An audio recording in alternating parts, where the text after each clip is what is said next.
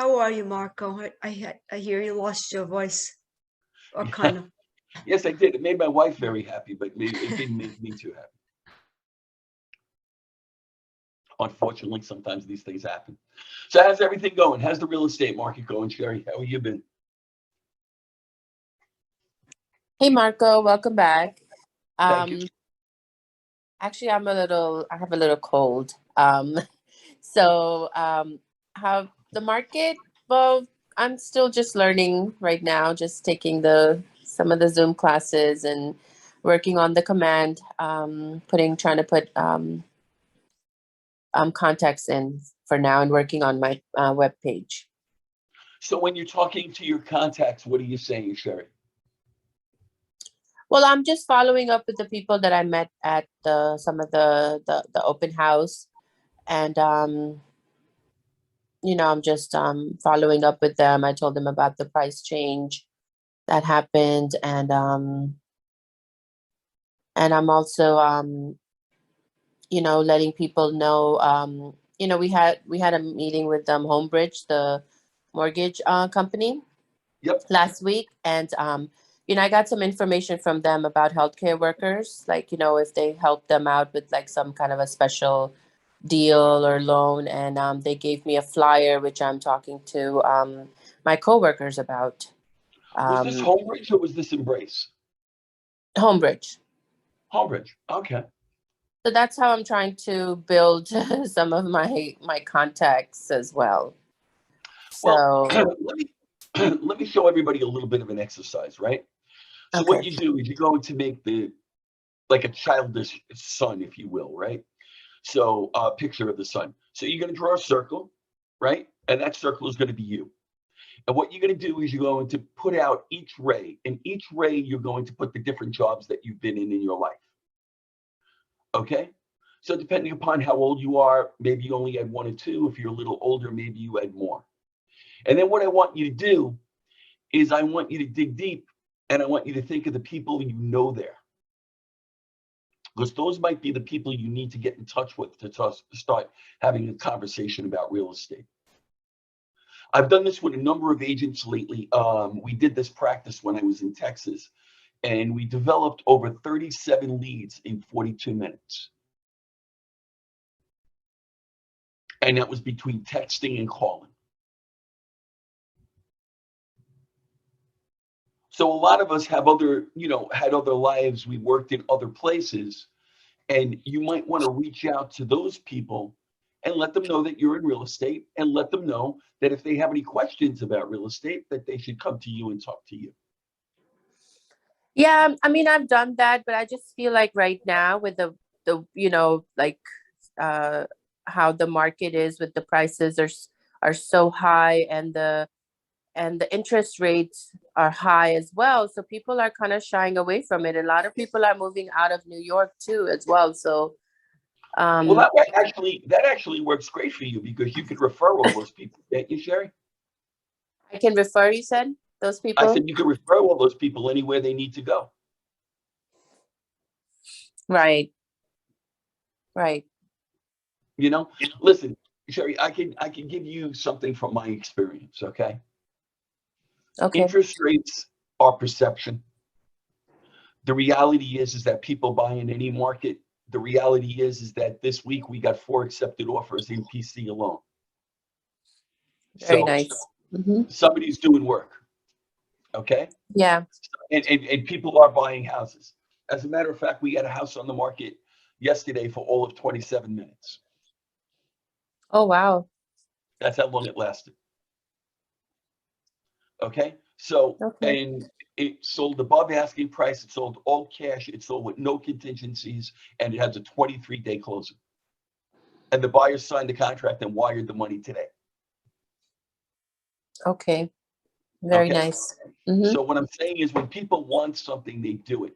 We might Yeah. not be facing attractive pricing, and that's what we're going to talk about a little bit today. Okay. But what I need you to understand more than anything else is that we can get into our own heads and convince ourselves of anything. The first house I sold for 17.5% in 3 points. Okay, because nobody told me that those were bad interest rates. See, the other salespeople in the office, the people with more experience, they were in shock on what was going on. I didn't know any better. So somebody came in, said they were looking for a house. I showed them a house, they bought it. And 17.5%. That was the interest rate. So what I'm trying to say is there are multiple people out there that are looking for homes. And I'm going to show you a little bit today when we really start talking about the market, how it's really going to affect you in a positive way. This is the type of market where real estate agents make a killing because there's a Okay. lot going on in the mindset of the buyer and the seller. The seller's going to be the Okay. last to get it. The buyers are going to try to influence a little bit, but all in all, as rates rise, and they will, we'll start seeing the fringe buyers drop out, and we'll start seeing people that are buying not only out of necessity, but out of fright, out of fear, because they think rates are going to continue to go up and they want to get in on lower interest rates. If you were going to Okay. get a credit card and they offered you less than a 6% interest rate, would you say that's a good rate? Yes. Yes, you would, right? If you were going Yes. to get a personal loan and they offered you less than a 6% interest rate, would you say that would be a good rate? Right now, yes. A couple of months ago, no. But we don't live in a couple of months ago. We live right Right. now, Right. right? So we live in the now. Everything is happening in the now. We can't worry about what happened before.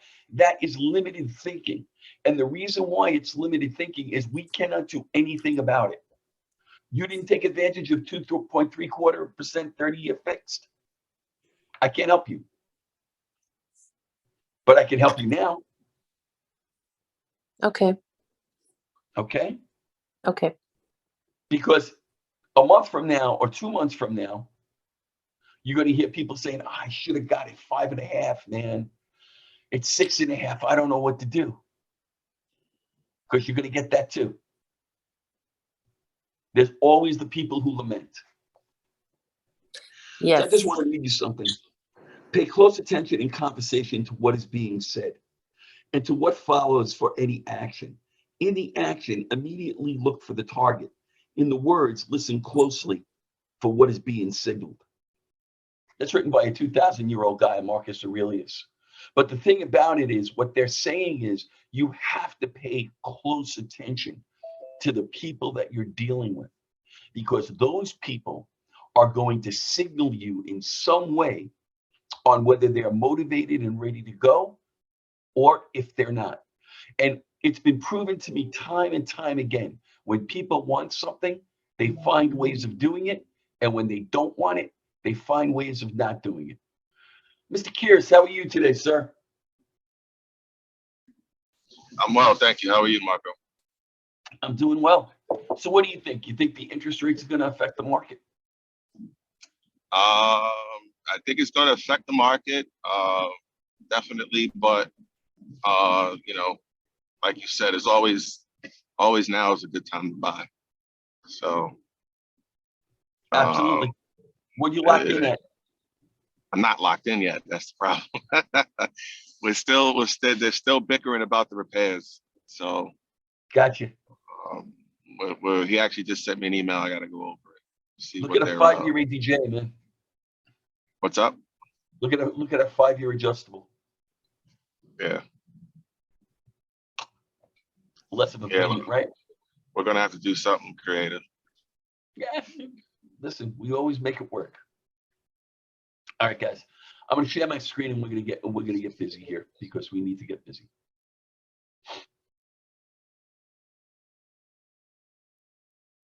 Let's see, is that part of it? That's Adobe Acrobat.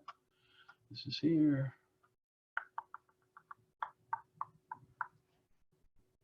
Just give me 1 second. Oh, this is acting really weird today.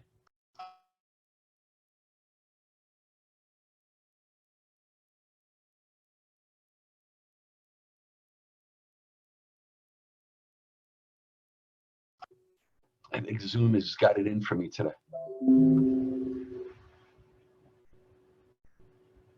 Okay, let's share.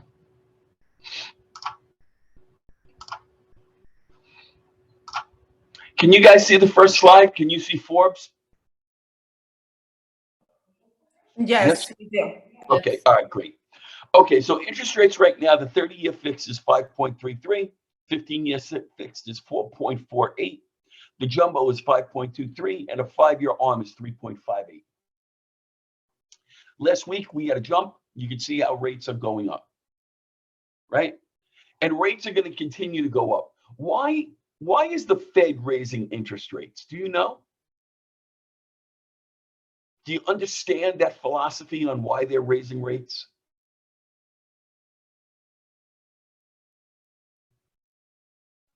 Hedge against inflation.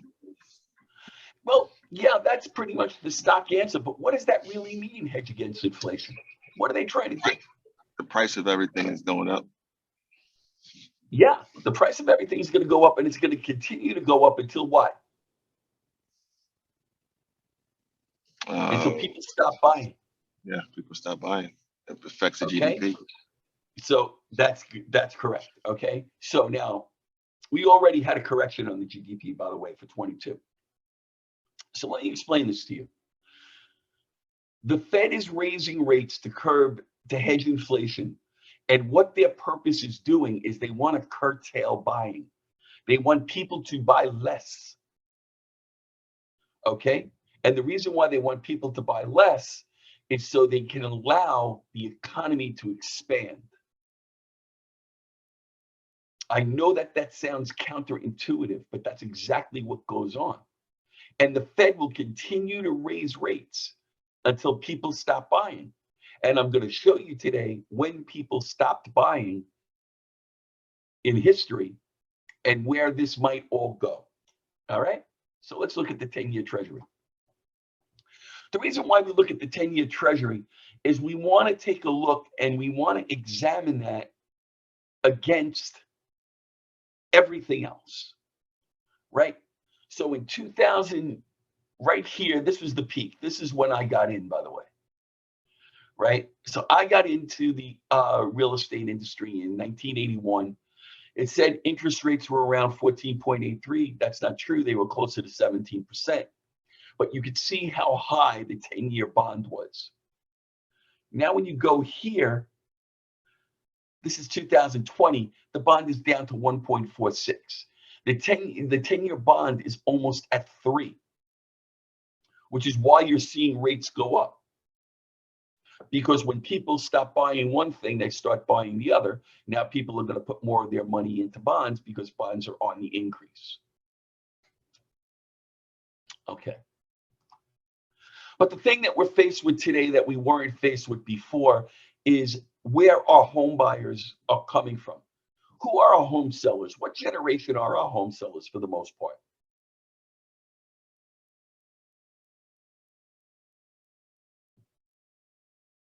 Are they the silent generation? Are they the baby boom? It's the boomers, right? Right, they're boomers. They're boomers and the tail end of the boomers. That's exactly who they are.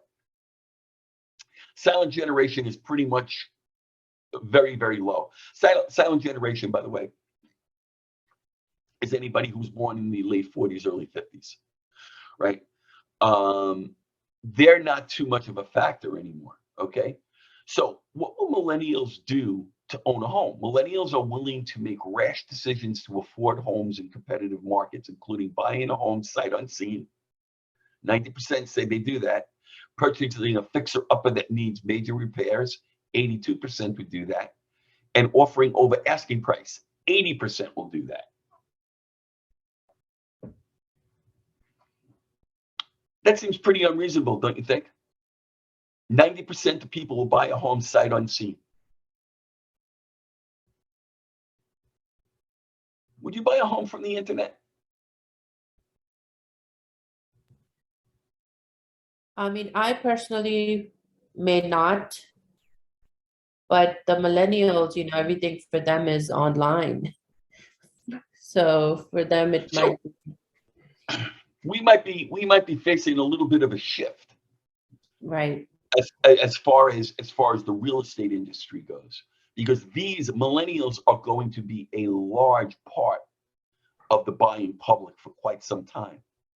And as a baby boomer who's still in the real estate industry, okay, that is something that you need to get used to. And you need to understand, right? So this is a millennial buyer report. So 2021 market was the most lucrative market and competitive market ever recorded in US history. Since they started recording house sales, growth, everything else, nothing matched 21. Fierce demand driven by historically low interest rates combined with limited inventory made conditions ripe for a boom.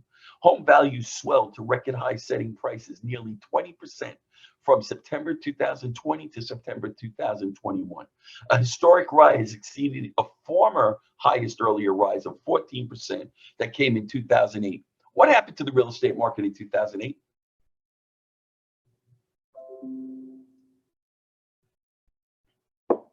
Does anybody know?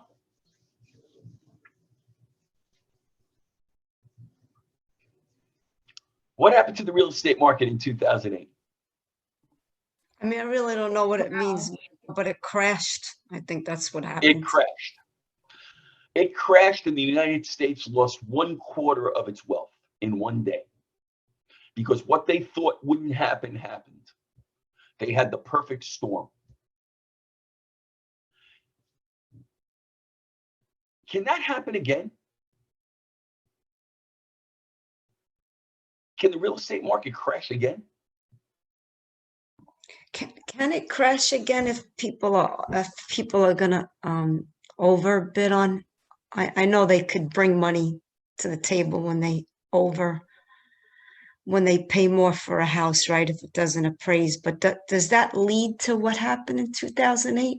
I meant to ask that No, what question. happened in 2008 is people were buying homes that couldn't afford to buy homes, but Okay. lenders made it as desirable as possible for them to get loans.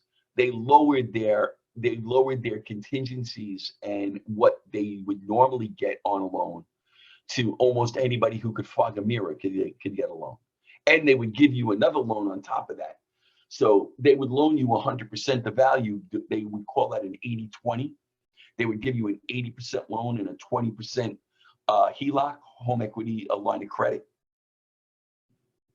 because they were making money hand over fist. But they were also driving people into bankruptcy. But there's another part of this, okay? Everybody likes to blame the banks and likes to blame, really who got blamed for that was the appraisers.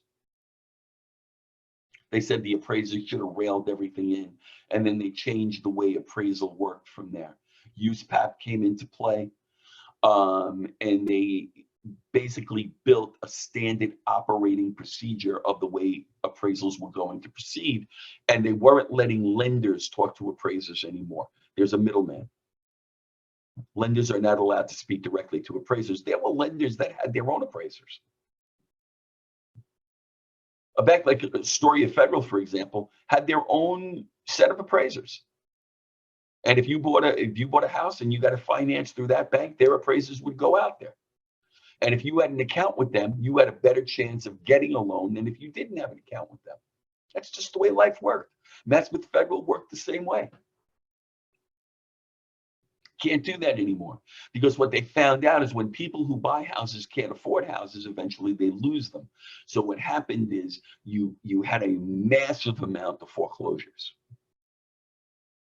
because these people got all into these ninja loans that they didn't really understand what they were doing. And it was a shame because they got taken advantage of. And normally the people who get taken advantage of is not the middle class. It's the lower middle class. It's people that have hope beyond reason, and nobody sits down and explains to them exactly what they're getting into. So you could say there was an element of ignorance here, but it was really capitalized. And the worst thing about this is only a few people went to jail, and a lot of people should have went to jail. But let me get off my soapbox here. What this is really about is that we have had unprecedented growth and equity building in this country in the last almost 2 years. We are flushed with cash. Has anybody went to go buy a car recently?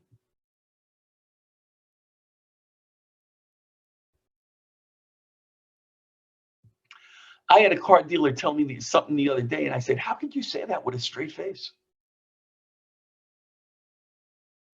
I mean, this is getting to the point where it's almost like buying a house. It's crazy. So, and they use the supply chain thing. Everything's the supply chain, right?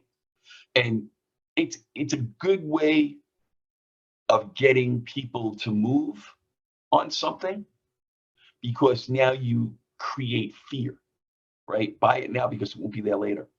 Jump in now because the interest rates are going to be higher. So what you're going to see, believe it or not, is you're going to see houses continue to rise in price for a little while. They're not going to rise so much as they did a year ago, but they are going to continue to go up because buyers are going to continue to buy. So I want to show you what forecasting looks like. These people forecasted from 2021, and they said what 2022 is going to look like. Let's see how many of their forecasts came true, right? 1 year since the start of the pandemic, the housing industry continues to show resilience. Double-digit home appreciation, low interest rates, and growth of the economic confidence index are things that could not have been forecast in April 2020. That was the start of the pandemic, right? That is the reality right now, however. But what the real estate market is in 2022, what should home buyers, home sellers, real estate agents, investors expect in 2022? According to research conducted by major real estate bodies, including Mashver's Real Estate Market Forecast and Input Economist Analysis and Home Market People, they still think growth will continue in 2022, which it is. We will also present ideas on how to take advantage of the market. So they talk about if the market's going to be hot or cold. They talk about inflation. They talk about the housing market crash in 2008. They talk about cost of construction. This is very interesting. They say the cost of construction will come down a bit. That is not true. Cost of construction has gone up and it continues to go up, right? This has been driven up prices of building materials for homes and even automobiles. Lumber prices alone are about $36,000 for new home prices. Okay, so $36,000 of lumber goes into the average new home. Here's the problem. For the last 20 years, we have not been building the correct amount of homes in this country for various reasons. So originally they were saying we're behind by about 4 million homes. We're actually behind by about 6 million homes. Last year was the first year that we built over 1 million homes. We built 1,300,000 homes, which put us 300,000 above where we're supposed to be. So at that rate, if we continue to build 1,300,000 homes a year instead of building 1 million homes per year, it will take us 20 years to reach zero, to where we're going to be. So you may say, well, a lot of people aren't going to buy new houses, but if people aren't buying new houses, they're staying in old houses. And if they're staying in old houses and not buying new houses, there's less old houses coming on the market. Yes? So if you don't have a balance of new and old, you have an imbalance. And by having that imbalance, you're looking at a really big lack of product. You don't have enough houses for sale. And you still have interest rates that are somewhat desirable. And prices, according to homeowners, are still on the uprise. So you have to take all this into consideration, right? So buyers chased out of the market by high pricing and bidding wars have waited around for 2022 as the year to pounce. How's that strategy going? I'm going to wait. How's that working out? Didn't work out too well for a buyer, right? They're looking at rates that are almost 2% higher than what they were looking at before. So waiting isn't really the word. Now, if you could say, well, waiting is good for the seller, but what if the seller becomes a buyer within the same market? Are they really realizing an advantage?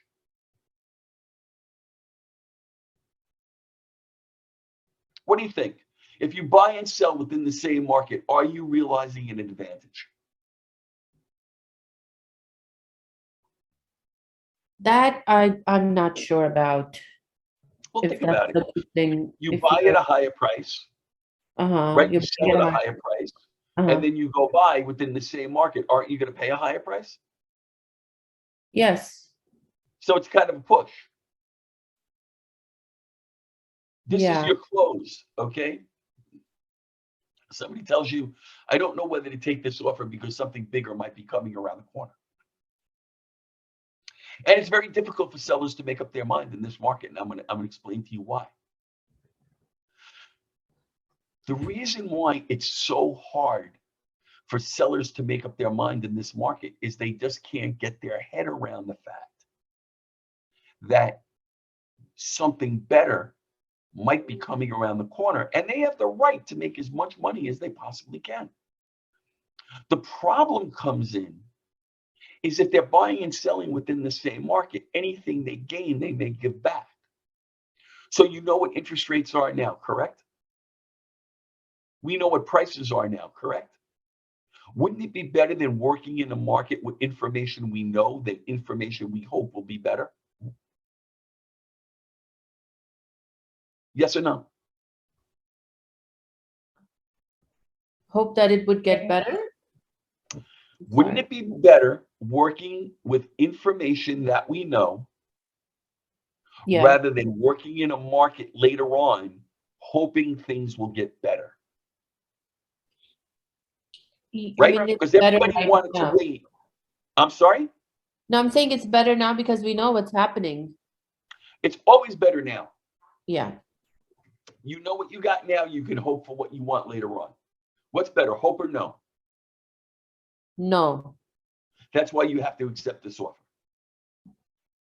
Okay. Because you know exactly what you have, you know exactly what the purchasing power is, you know what your interest rates are going to be. We don't know what tomorrow is going to bring, but pretty much history tells us it's going to be higher than what it is today. Okay. Yes? Yes. Okay, great. Now you guys got to close. Okay, so high prices and economic disruptions during the Ukraine war, dimming Federal Reserve's outlook on recovery. This is GDP. On March 16th, the Fed raised interest rates by 1/4 percentage point and cut the GDP estimate for 2022.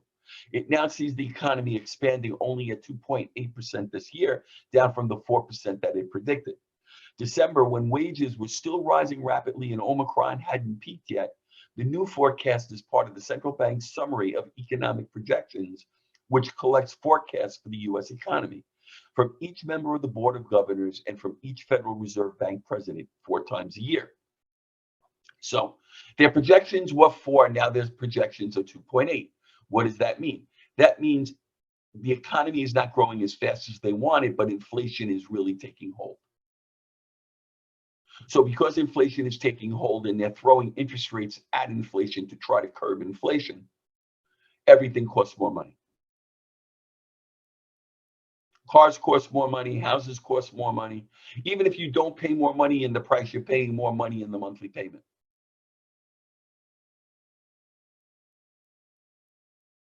So you can see where this is becoming a little bit of a conundrum here. We can see where this is getting to something where people are going to start talking about it and you're going to have to start answering. So with that, let me stop sharing. Let me go back to here. And let's ask some questions. What do you say? Nuria, how are you today?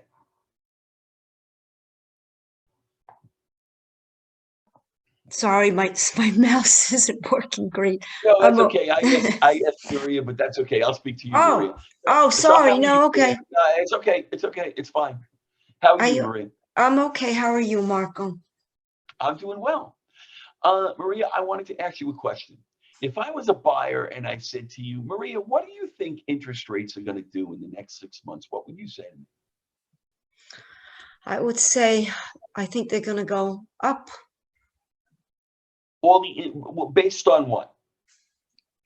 Based on the fact that they already started to go up from what they were just a few months ago. Okay. Okay. You could basically say that until inflation goes down, they will continue to raise interest rates. Isn't that true? Okay, yes, Okay. okay, So because inflation, they really haven't stopped inflation yet, that they're going to continue to raise rates until then. So as a buyer, your time to buy might be now. okay, It's like your best time to get in. that's awesome, yep, okay, that's Okay. very smart to say, yep, thank you. Well, listen, you're going to be asked these questions. Alan, how are you?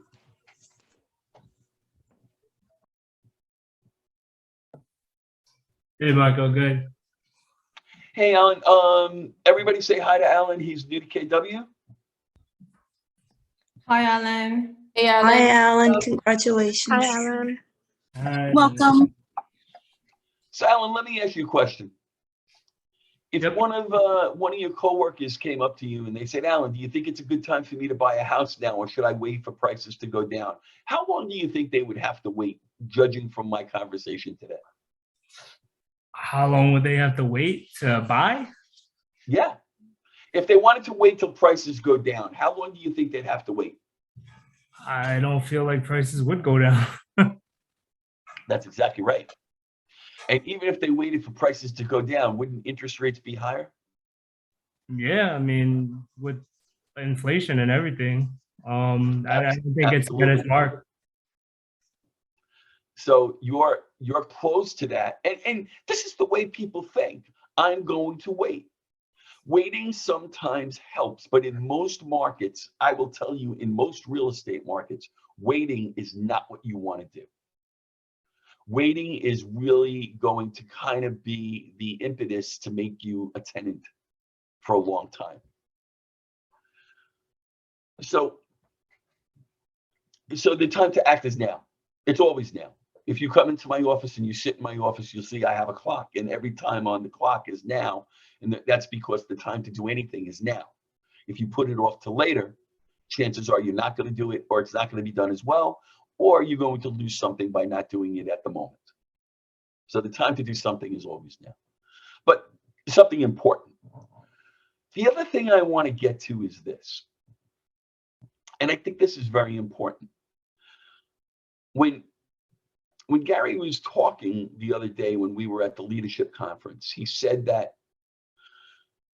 interest rates were going to continue to go up. How high they were going to go up, he didn't know. He said, but the Fed will keep on going until they can curb the spending, until people will stop buying. And that's basically what they're looking for. They don't want an economy that stops. They just want an economy that slows down. They want it to grow, but they want it to slow down. And I know that sounds counterintuitive, but that's basically what it is. That being said, now as a real estate agent, let's say you have people that were thinking about doing things meaning moving, between the pandemic and rising interest rates, and maybe them gaining amazing amounts of equity in their home. Might they consider the move now? Because I believe that somebody told me a lot of people are moving down to the Sun Belt, right? A lot of people moving down to the South. Sherry, that was you, wasn't it? Yes. Okay. You know, a lot of people are moving north too. They don't talk about that. No, they don't. No. You see a lot of vacant houses around, Sherry? In my neighborhood, there were a couple of signs, but most of them that I see now that I did not see before, they're renting their houses. Yeah. Well, listen, you know what? That is not a bad strategy. The only thing that's wrong with that strategy is you're still tying up your equity, number one. Number two, prices can go down. And not only that, we have very restrictive tenant laws in the 5 boroughs. So there's no more 30-day notice. There's a 90-day notice. Mm. The average person to evict takes about a year. And there's still almost 230,000 cases that they have to hear before they get to one, because that's how many they're behind. They haven't caught up completely. So it sounds good on the surface. And really, if you have somebody that can watch over the house, and chances are your tenancy is probably going to work out because about 95% of them all do. It's not a bad thing to do. But if you think about it in its totality, you have maximum valuation, right? Houses always need a certain amount of maintenance. Would you agree? Yes. Okay. So when you look at all that, maybe staying and being a landlord isn't the thing that you want to do. Maybe just taking your equity and going might be the thing you want to do. And just by being able to have that conversation with someone, you now present different options. It doesn't mean that they're all going to say, oh, yes, I don't want to be a landlord. My idea stunk, and I'm going to go with your idea, Sherry. But you give them a different perspective on what they're thinking. Okay. All right? Yes. So if you had to take one thing out of today that you didn't know before you came to the class, what would it be? What would it be, Nuria? What would be the one thing you learned today that you didn't know before? Like you were talking about the interest rate, how it's going up very quickly, and to have that conversation. I mean, I knew that, but at the same time, it's like you always have to be reminded that you need to have that conversation with people that they need to act now, because now is the time you don't know what's going to happen in the future. Absolutely. Good for you. Thank you very much. I appreciate that. Eva, what you learned today? Definitely the reason why interest rates are going up. That was a good one because I had no idea. Now I know. Also, the example that you gave about if a client asks you if it's good to buy now or if they should wait for the future for the interest rates to go down. Exactly.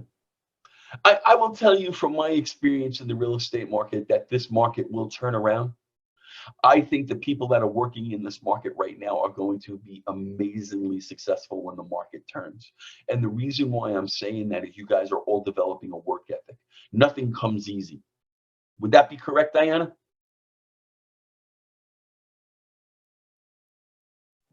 Very correct. Would you say nothing comes easy? Oh yeah, nothing comes easy. That is so real. So Diana, did you learn anything new? Well, I kind of enjoyed learning a little bit more about how how inflation kind of affects the market. So you gave me a deeper understanding on that. And it's really wild the way buyers look at it and the way the sellers look at it, and how sellers are going to get it last because their prices are going to keep on going up because buyers are not going to stop buying, because now not only are they buying because out of want, they're buying out of fear because they're afraid they're going to get priced out of the market. Which works better for you as an agent, doesn't it? It allows you to garner the highest price you possibly can. You don't want to go out with your second best price. You want to go out with your best price, don't you? At least you know you didn't leave anything on the table.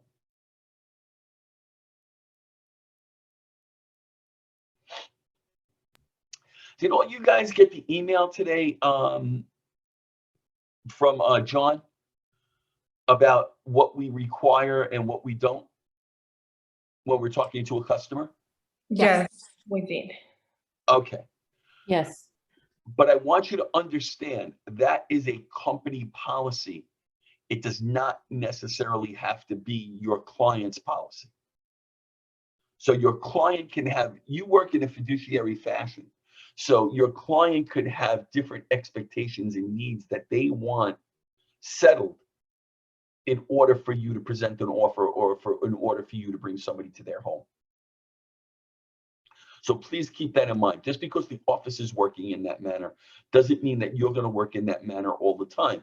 And the reason why the office took that stance primarily is because of open houses. Because open houses are contradictory to anything other than that.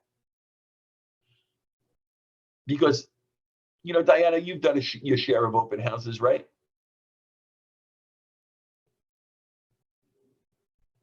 Yes. Okay, you don't ask people for their driver's license to prove who they are, do you? No, no, I You don't. don't ask to see a pre-approval before they walk in the door, do you? No, And you don't ask them to sign up as a buyer client before you work with them, do you? no, we don't. Okay, so it's no, no, and no. So the reason is this is the path of least resistance. I know some people looked at this and they looked at it negatively. And to be quite honest with you, so did I. And then when I sat down with people that are more knowledgeable and they really explained to me why, because I needed to know why. I say, well, yeah, that does make the most sense. If it's my business, meaning you're coming into my place, right? I'm going to run it the same way, because there's no telling at an open house, everything runs contradictory to that. But it doesn't mean that as a realtor running your own business or working in a fiduciary way with your client or your customer, that whatever they require is something that you can do as long as it's within the code of ethics. So Maria, did you learn anything new today? You said Maria, right? Yes, I did. Mark, okay, yes. Yes, it's absolutely, because the inflation, the rising interest rates, I guess I wouldn't, it's the theory of we don't know what's going to happen. We know what's happening now. So That's right. that, and the whole thing with why the interest rates are being raised, it's almost like at the economics class that I didn't pay attention to, that I'm paying attention to now, which is really much, You it's really needed. want to be, and you don't have to be an expert in economics, but you do want to be your client's economist when it comes to real estate. So I cannot teach you economics, but I can teach you the economics of real estate because I've done it all my life. Well, all my working life, let's put it that way. So, you know, it's something that I've paid close attention to, and I understand the way it works. And I want you guys to understand it, because then it's much easier to talk to your buyer or your seller. And we're going to go over some things when it comes to presenting offers, and when it comes to talking to buyers. We want you guys to be a little bit more grounded in what your duties are and what your duties aren't. Okay, so you don't have to be everything to everybody. You just have to be a good real estate agent. That's it. Okay, you don't have to be a philosopher. You don't have to be an economist. You know, yes, should you know about real estate economy? Yes, absolutely. But you don't have to be a PhD in everything. You just have to know your job. Catherine, did I ask you, what did you learn today? If I did, I apologize. So what did we learn today, Catherine? Oh, sorry. I don't think you asked me, but if you did, I might have been away from the phone. Okay, What I learned today was basically the questions that I had regarding the text and the emails that I received from John and Sakina. I was a little bit concerned about that because usually when you're going to start working with the buyer or anyone, you pretty much ask for the pre-approval ahead of time to show that they're serious about buying a house. Otherwise, you're spinning your wheels and they can't afford anything that you're showing them. So that's why I was a Listen. little bit concerned because of the gray area. I understand that 100%, and we're going to go into that a little bit more. I'm going to have a long discussion with Fanny Montalvo and find out. I really do not want you guys to show houses, but you got to understand, on an open house, you have no idea who they are, right? Mhm. But I know that time is your biggest, is right now your largest currency, and I don't want you to waste it. So in that light, I will try to find a way that we can negotiate this to a more favorable outcome. But right now, it is the way it is. And the reason why is we're trying to get away from bias. That's it. We're trying to get away from bias, and we're trying to show that we're fair to everybody. But when you think about it, that's great. But if by being fair to everyone, right, are we being fair to our client? Because our client only has a limited amount of time too, right? So if you don't have the key to the home and you're going over there and showing the house to someone who's not qualified to buy it, aren't you really wasting the client's time as well? Yes. So that's kind of the argument, but right now we can't have that, okay? We're not in a position to have that. Right now we kind of have to work the way we have to work. This is an ongoing discussion. They're having a big regional meeting about it tomorrow. And then we'll come up with something. We'll come up with something that's, comfortable for everybody. Marco, I have a question. Sure. Is Keller Williams, are they the only ones that adopted this policy with No. the approval, No, or no. are there other companies as well? Every company I think, you could correct me if I was wrong. I think they needed it by April 28th to Okay. adopt the policy. Okay. Every company by April 28th has to say how they're going to do business, and it's going to be posted. Okay. It's going to be posted. It's just another way, it's another form of oversight. Okay. And you know how like there's speed cameras everywhere, and there's red light cameras everywhere, and there's Yes. stop sign cameras everywhere. That's a way of the city getting revenue. Okay. Well, you guys will be revenue generators too if you Mhm. don't watch what you're doing, because your fines directly go to pay for more people to be employed to find out real estate agents that aren't doing their job the right way. All right. Okay, so we want to keep it simple. We're going to introduce you to the new way of talking to apartment customers. That's probably going to happen sometime at the end of this week. I want to have a full-scale PC meeting with everyone in PC. Okay, and I'm going to be talking to everybody individually. I'm going to try to do it on a night that we're all available, because I need to talk to everybody. If you have gotten your 30-day boot camp, please start following it.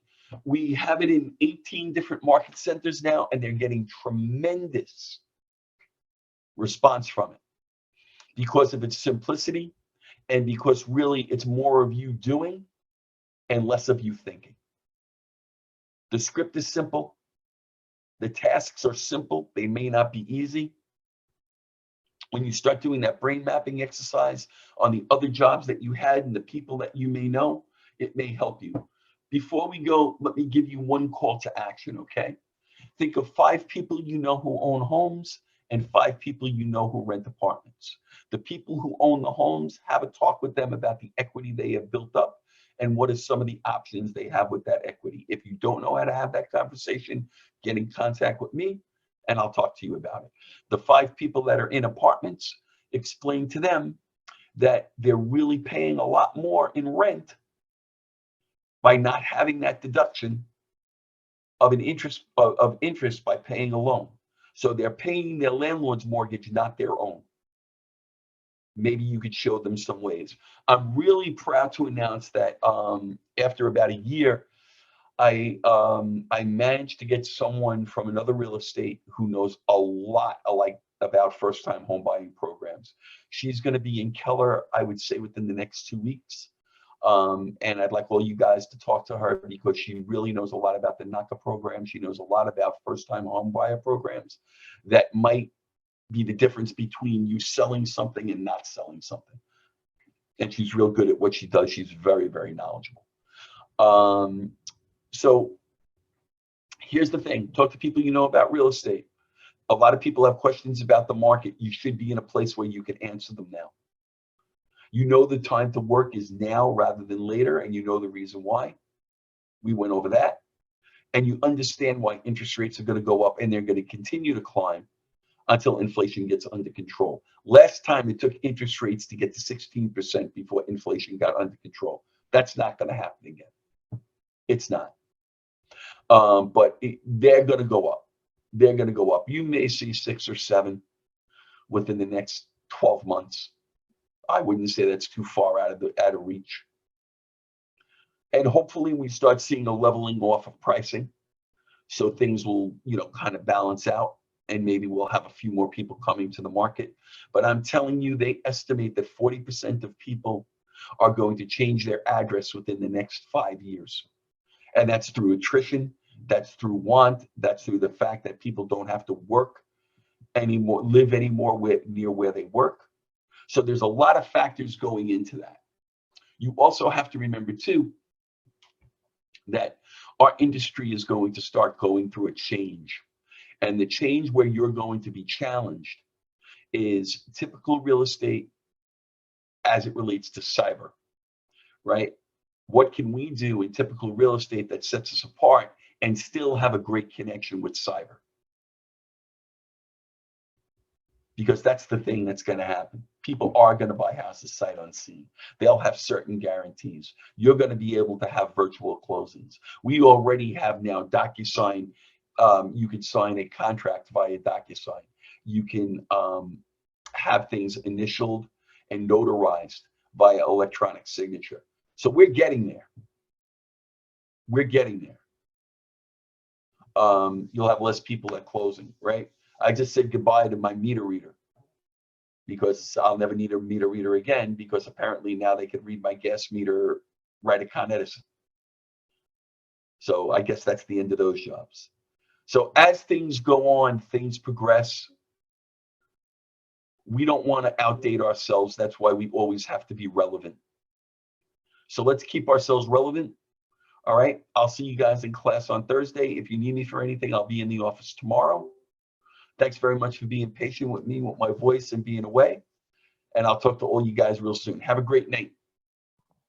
Have a great night. Thank you. Good night, everyone. Thank you, Marco. You're very welcome. Take care.